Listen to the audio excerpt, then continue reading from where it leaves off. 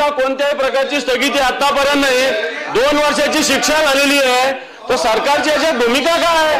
मी शोक प्रस्तावानंतर बोलता येणार नाही म्हणून मी आपली परवानगी मागितलेली आहे, परंतु एका मंत्र्याला शिक्षा झाली।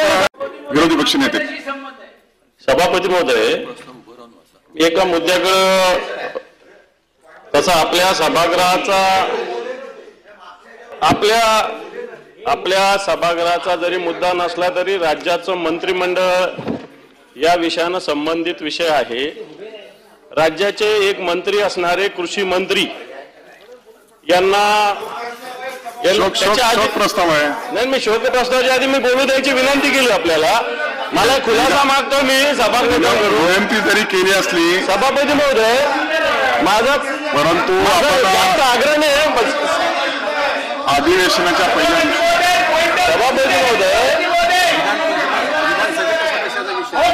विधानसभेच्या सदस्याच्या संदर्भातला विषय आहे, तो खालच्या सभागृहात होईल ना, जास्त आणि आपल्याला बोलायचं असल्यास उद्या बोलता येईल।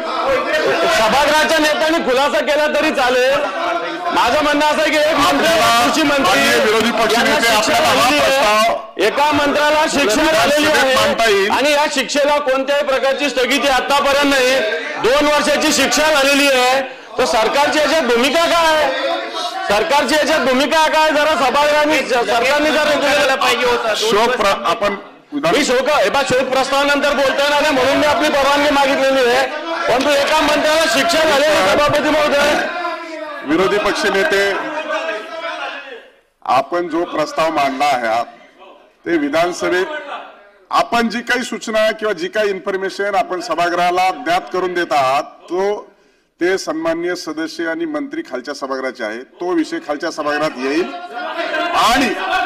आणि त्यानंतर आपल्याला देखील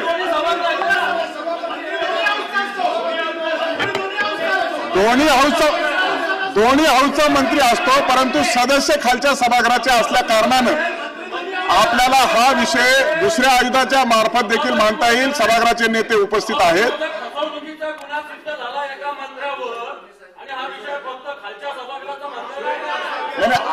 आपल्याला शोक प्रस्ताव आहे।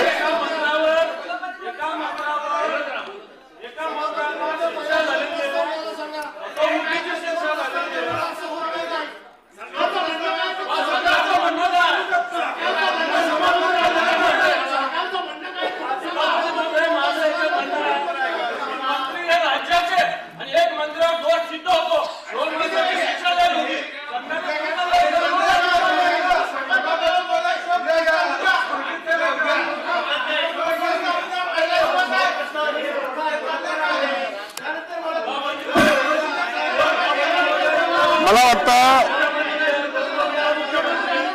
माननीय विरोधी पक्ष नेते, मला असं वाटतं की शोक प्रस्ताव आहे आणि शोक प्रस्तावामध्ये देशाचे पंतप्रधान माननीय मनमोहन सिंगच्या संदर्भात आणि आपल्याही सभागृहाचे सदस्य आहेत।